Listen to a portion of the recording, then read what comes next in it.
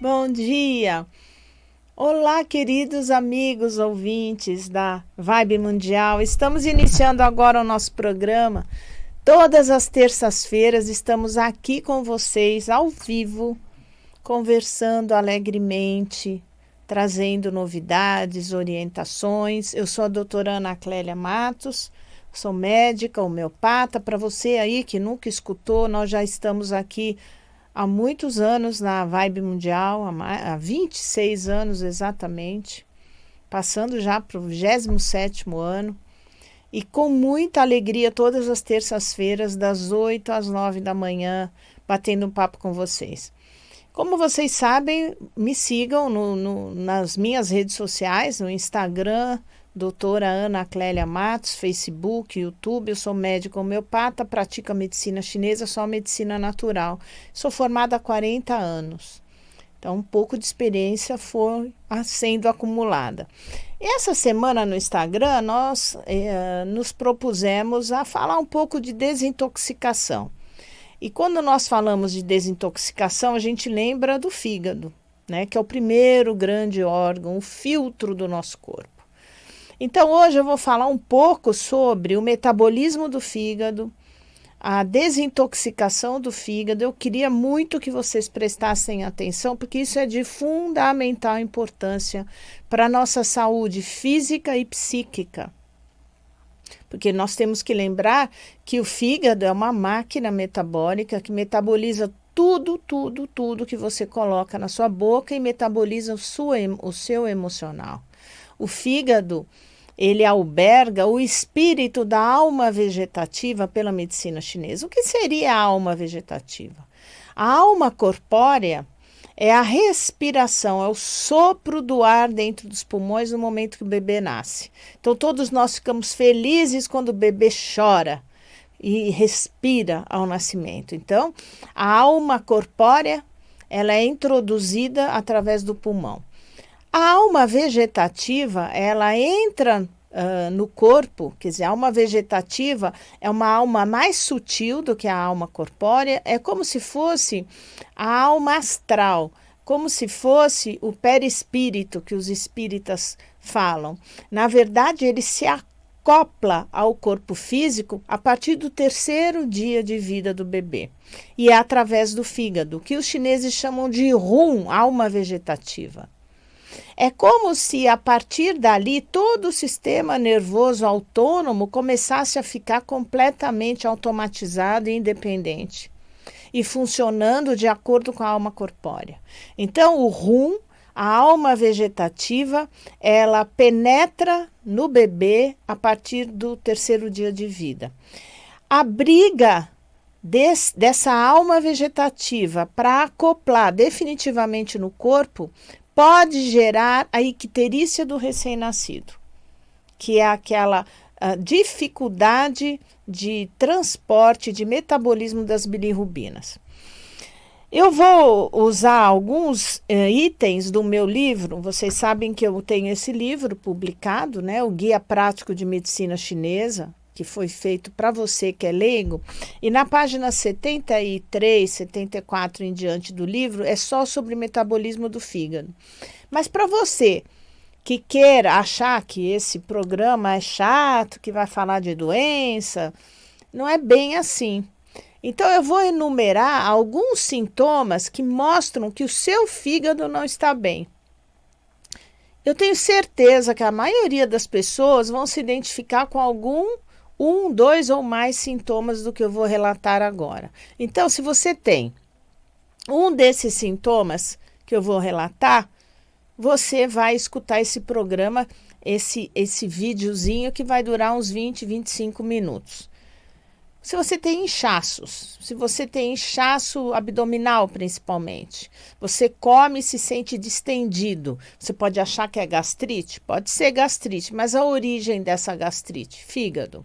Se você tem muito cansaço, fadiga, você tem perda de força muscular, você sente que você está perdendo massa muscular ultimamente. Se você tem uma confusão mental, um raciocínio mais lento, você era diferente e agora parece que o raciocínio está diferente, você acha que é memória, você confunde se é memória ou raciocínio.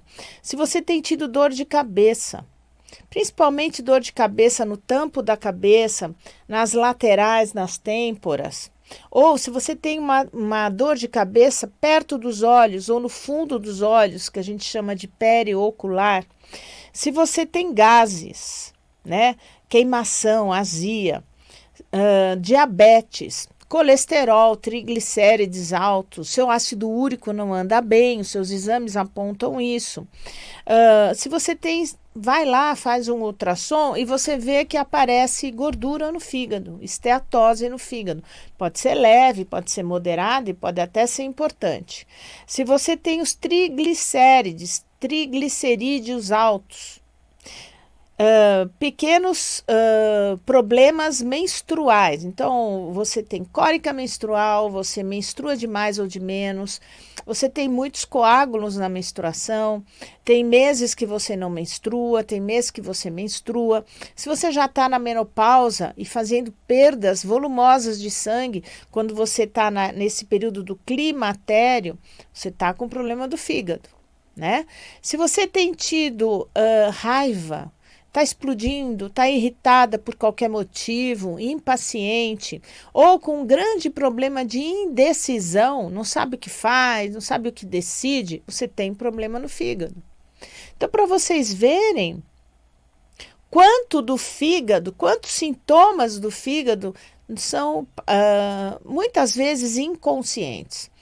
Se você tem tendinite, você é um atleta, você se cuida, você acha que come direito, toma um monte de suplemento, mas vive rompendo tendão, vive com dor no joelho, vive com tendão principalmente tendão de ombro rompido, bursite de ombro, ou se você tem a famosa bursite de quadril, né? Se você tem problema lá de articulação de quadril, não só a bursite, mas tendinites de quadril, de isquio, problemas de isquio, de piriforme, problemas desagradáveis, você tem problema no fígado. Então, o fígado, ele rege a musculatura, os tendões, nervos, ligamentos, né? Se você está com a imunidade baixa, se você tem tido herpes toda hora, você tem problema no fígado. Então, para vocês verem o quanto o fígado é fundamental na saúde do nosso corpo. Então, para enumerar algumas coisas, o metabolismo, o processo de digestão, isso eu estou pegando aqui no livro, quem tem o meu livro, por favor, abram na página 74. O processo de digestão consiste na quebra dos nutrientes, de tudo que você ingere. Então, os nutrientes, as moléculas são digeridas e vão ficando cada vez menores, elas passam a ser absorvidas nos intestinos e tudo o que você come absorvido no intestino vai por um conjunto de vasos que vai desembocar, vai parar, vai ser drenado para o sistema porta. É como se o fígado fosse a porta de entrada desses nutrientes. Então, toda essa circulação sanguínea do trato digestivo drena em direção à veia porta, de forma que nenhum nutriente ou substância ingerida consiga chegar até o seu organismo sem passar pelo fígado. A partir desse momento, o fígado é importante para tudo.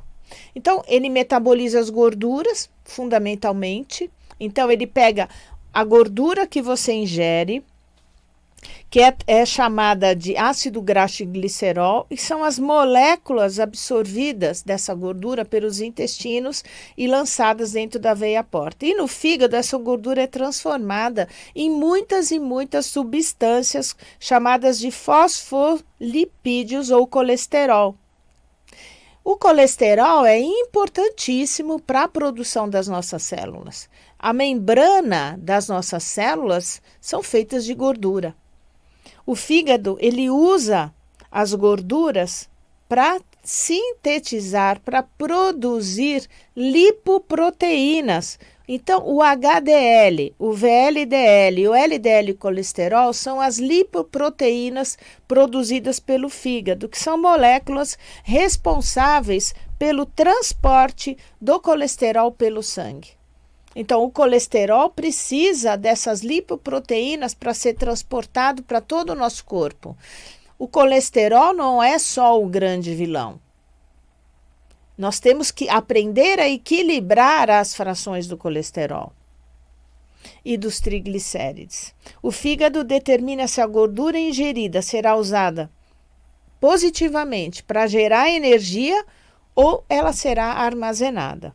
Se o indivíduo ele consome muita gordura, consome gordura demais em excesso, o fígado ele transforma esse glicerol e esse ácido graxo em que gordura? Em triglicerídeos, armazenando no tecido subcutâneo e criando o tecido adiposo, a sua gordura abdominal, os seus pneuzinhos.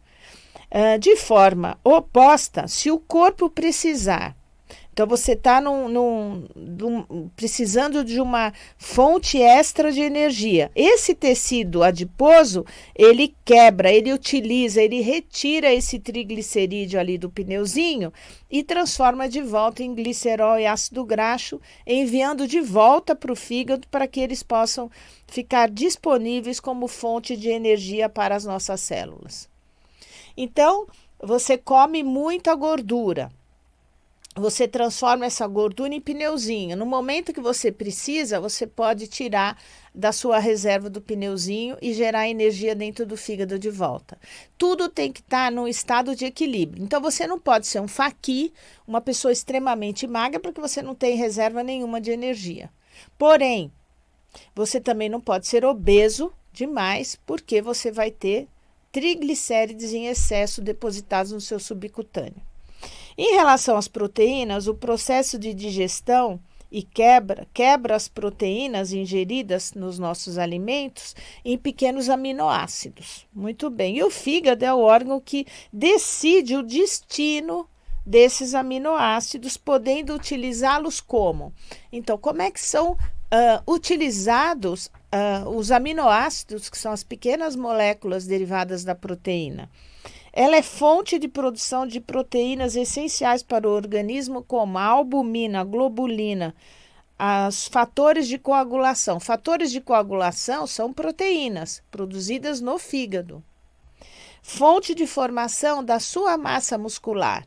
Então, se você é uma mulher que está na menopausa, que está perdendo massa muscular, é porque você não está com o fígado adequadamente produzindo proteína adequada. Então, você tem que fazer um tratamento para o fígado. Fonte de produção de gordura.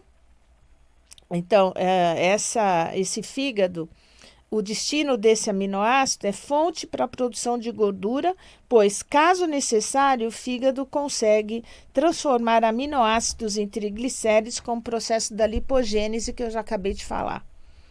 E fonte de produção de glicose, num processo chamado importantíssimo de gliconeogênese. Então, um paciente grave, um paciente com câncer, um paciente com uma doença consumptiva crônica, pacientes com doenças crônicas do fígado, eles apresentam níveis baixos de proteína no sangue, principalmente de albumina.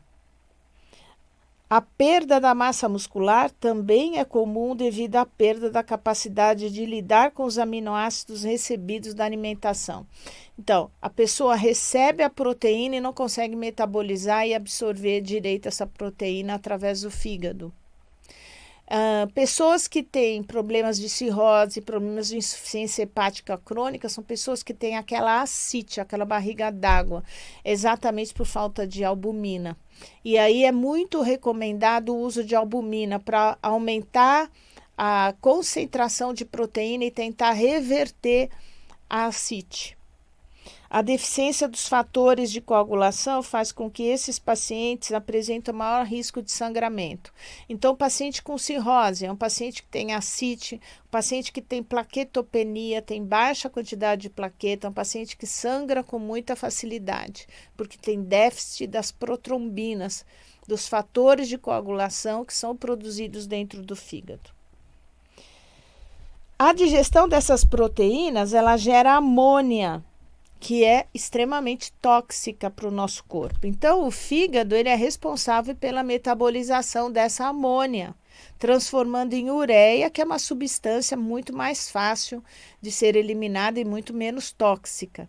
Então, pacientes que têm cirrose, pacientes que têm falência do fígado, perdem a capacidade de metabolizar essa amônia.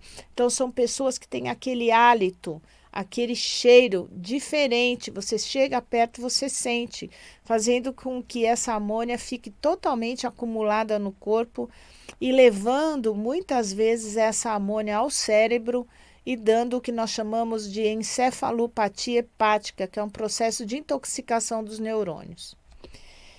E vamos falar do metabolismo da glicose dentro do fígado. Então, todos os carboidratos que você ingere, eles são transformados em glicose, que é a principal fonte de energia das nossas células. Quando chega uma grande quantidade de glicose no fígado, ele libera uma parte em direção ao sangue, a circulação sanguínea, e armazena uma outra parte sob a forma de glicogênio, para que essa glicose possa ser usada como fonte de energias nos períodos de jejum e atividade física. Então, o glicogênio hepático é muito importante. Então, se você está fazendo atividade física, está fazendo uma atividade prolongada, uma maratona, é muito desse glicogênio hepático que é utilizado durante aquele percurso longo de exercício físico teu. Isso é muito importante. Se o fígado está cheio de glicogênio, mas continua recebendo excesso de carboidrato, esse glicogênio passa a ser transformado em triglicerídeos, chamado também lipogênio, sendo enviado para os tecidos subcutâneos. Então, tudo tem que ter uma medida. Então, o carboidrato é importante, mas tem que ter o carboidrato certo, a quantidade certa. O que for excesso de carboidrato vai se transformar em gordura e vai depositar no subcutâneo. E é por isso que comer muito carboidrato engorda. Então, pacientes com doença grave do fígado podem apresentar hipoglicemia, porque o fígado já não consegue mais armazenar a glicose na forma de glicogênio, fazendo com que esse paciente, então, não tenha reserva de glicose.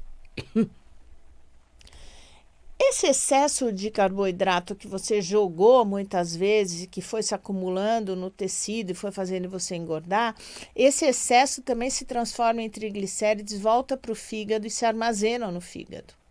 Então, toda vez que você fala que tem esteatose no fígado, gordura no fígado, você tem triglicérides no fígado porque você está consumindo muito carboidrato e também gordura. O excesso de gordura também forma triglicerídeos, não só colesterol.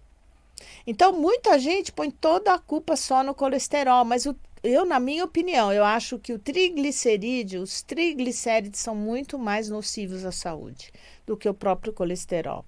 Mas tudo isso, nós somos salvos quando a gente come direito, quando a gente desintoxica esse corpo. E como é que eu desintoxico o fígado? Então, se você for na internet, você vai achar milhões de sucos detox. Não estou dizendo que são inválidos, mas se você faz o suco detox, então, olha lá, o seu suco, aquele suco matinal, que você põe a couve, ou você põe mais carola, porque tudo que desintoxica o fígado é amargo, pela medicina chinesa, é o sabor do coração, né? É o filho do fígado. Então, você põe lá um ácido málico, que é uma maçãzinha, mesmo uma maçãzinha ali da Mônica, pequenininha, um pouco de vitamina A, né? Você coloca um pepino, que é um diurético, faz um suco com um pouco de limão, porque o sabor ácido é um sabor bom para o fígado. Então, você põe umas gotas de limão, você põe a cenoura, você põe a folha verde, você põe um salsão, que é importante também, que é um belo desintoxicante, ou se não tiver salsão, põe salsinha, que também é um diurético, bate esse suco, ótimo, bate, coa o suco, espreme no voal, absorve aquilo rapidamente, muito bem. Mas se você à noite vai comer pizza, por mais que você queira usar o suco detox, ele vai ser completamente inútil. Então, o que eu quero dizer para vocês, que nós temos que aprender a comer alimentos naturais, alimentos não processados. Então, se você come muita carne vermelha, eu não estou dizendo que não pode comer carne vermelha. Até pode, mas pouca quantidade. E de preferência, uma carne vermelha que não tenha hormônio, que não tenha nenhum. Que esse gado foi orgânico, né? Eu sei que é difícil, é muito mais caro, mas existe. Um frango orgânico, um peixe fresco, ovos orgânicos, muita verdura, legumes. Seu prato tem que estar presente verduras e legumes. Outro erro importante é você comer muita fruta tudo de uma vez, porque você vai levar muita frutose para dentro do fígado, né? E vai transformar em triglicerídeos. Então, tenha parcimônia com as frutas. Entre tomar um suco de fruta e comer a fruta, é melhor você comer a fruta, mastigar a fruta, o bagaço da fruta. E sempre que for comer a fruta, é bom associar algum tipo de proteína. Então, hoje a gente sabe que para evitar o aumento da insulina, o acúmulo de triglicerídeos, você deve associar a fruta como sobremesa do almoço. Tempos atrás se falava nunca associar, porque vai fazer fermentação se você comer uma fatia de abacaxi depois do almoço. Hoje a gente sabe que não, que na medida que você associa o franguinho que você comeu com o abacaxi da sobremesa, você vai fazer um pico de insulina menor e vai conseguir metabolizar melhor a gordura, o carboidrato, a frutose. Então, se você tiver um prato de comida assim, igual o brasileiro tem que fazer: arroz, feijão, legumes cozidos, verduras, uma salada e um pedaço de proteína, uma sobremesa de fruta, é o ideal. Agora, se você vai no restaurante por quilo e come o pastel, e come a massa que está no restaurante por quilo, você está fazendo errado. Você está aumentando os seus triglicerídeos. Então, é melhor você comer o arroz, o feijão, que é um equilíbrio muito bom, né? Comer alguma coisa grelhada e não a milanesa. Não comer aquela coxinha que está lá no restaurante por quilo. Porque o restaurante por quilo tem todo tipo de salada, legumes e também tem as porcarias, né? E aí? Doutora, como é que eu detox do fígado? Tomando os chás que são detox, o chá verde, o chá de boldo, carqueja. Esses chás amargos, eles limpam o fígado. E ter controle no consumo dos doces. Procure usar os doces que vêm das frutas. Evite a sacarose, o açúcar derivado da cana. Evite esse tipo. Vai para um açúcar mais fácil, um açúcar de coco, de metabolismo mais fácil. Dá vontade de comer um doce? Coma frutas secas, coma tâmaras, que é super doce. Ou faz um doce com a própria tâmara. Se você vai fazer um doce de goiaba, procura o açúcar de coco ou um mel. E sempre coma de sobremesa junto com a proteína que você acabou de comer. O que não é legal? Você comer um doce, muito doce, no meio da tarde, isoladamente. Ontem eu estava conversando com uma paciente. Ela falou: ai, mas eu tomo cuidado, mas o meu bolo, aquele bolinho no meio da tarde, aquela fatia diária de bolo. Ah, mas o bolo eu ponho aveia, eu faço um bolo com farinha integral. Mas tem açúcar mascavo e é todo dia. É um carboidrato isolado no meio da tarde. Não é legal. Na verdade, a gente precisaria fazer 3 refeições por dia, parar com esses lanchinhos da tarde que só fazem pico de insulina e dão trabalho para o fígado. O fígado não tem descanso. Que horas o fígado trabalha mais? Entre 1 e 3 horas da madrugada. É a hora que você pode acordar com insônia ou passar ondas de calor. Depois das 3, relaxa e dorme. Então, se você está acordando nesse horário, o seu fígado não está bom. Ok? A dieta do fígado está no meu canal no YouTube. Bote lá. Dieta do fígado, doutora Ana Clélia Matos. E faça uma dieta correta e tire o álcool, pelo menos 2 meses, 3 meses. Porque não adianta você fazer uma semana. Não adianta fazer o detox, um suco detox de uma semana e depois voltar a comer errado. A gente tem que aprender a comer. Então, vocês entenderam a importância fundamental do fígado, inclusive para o nosso corpo emocional, tá bom?